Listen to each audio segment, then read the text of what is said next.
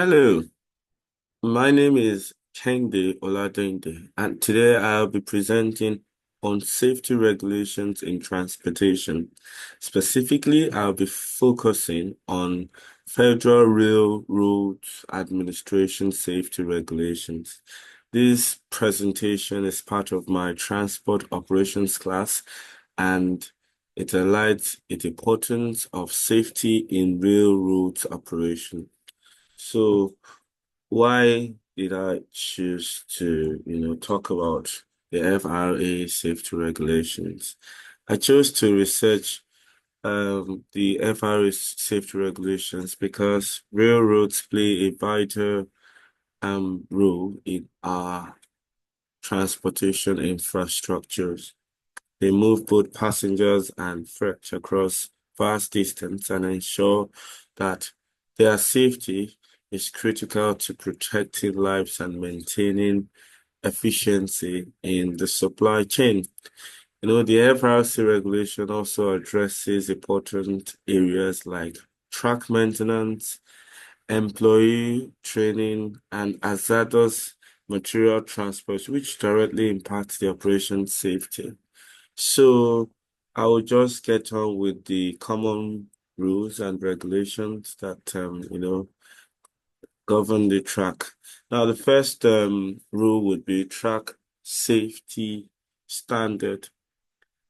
I will be discussing the FR track safety standards. Um, Railways are required to regularly be inspected and also maintain tracks to ensure that they all meet structural integrity standards.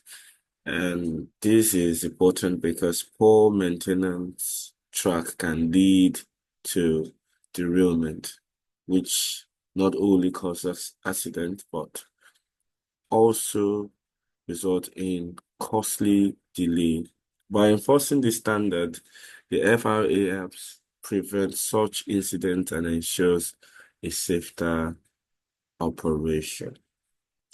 The next rule would be locomotive safety standards.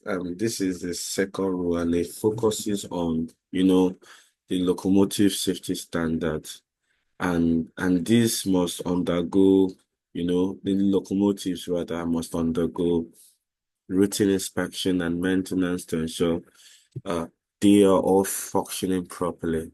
You mechanical failures in train can lead to serious accident. So this regulation minimizes those risks, by keeping the locomotives in good condition. Railways can always and will operate more safety and efficiently. The next rule would be um um hazardous material transport, and railways that carries hazardous material such as chemicals or flammable substance must comply with strict packaging labeling and emergency response requirements. Now, this regulation reduces the risk of spilling explosives and environmental damage during, transportation. This is essential because accidents involving a hazardous material can have adverse consequences for both people living in the environment and the environment itself, really. So the fourth rule would be focusing on employer training and fatigue management. Employee, including train operators, train dispatchers, must all receive comprehensive safety training. Additionally, working hours are regulated to reduce or prevent fatigue-related accident. Properly trained employee and well-rested workers are essential for smooth communication, and quick response to emergency, which ultimately improves overall safety. So, in summary, what I have learned is that the FRC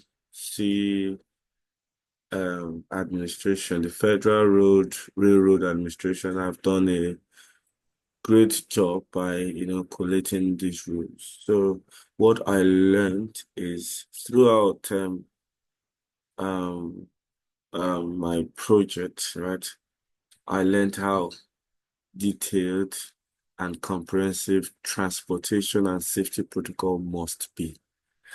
These regulations not only reduces the likelihood of accident, but also improve the efficiency of railroads operation. Now, for example, regular track inspections prevent, costly derailment, while employee training ensures preparedness and reduces human error.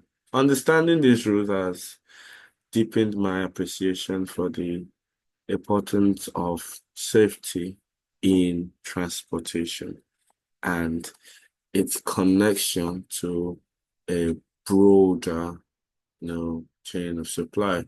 So thank you for listening and God bless you.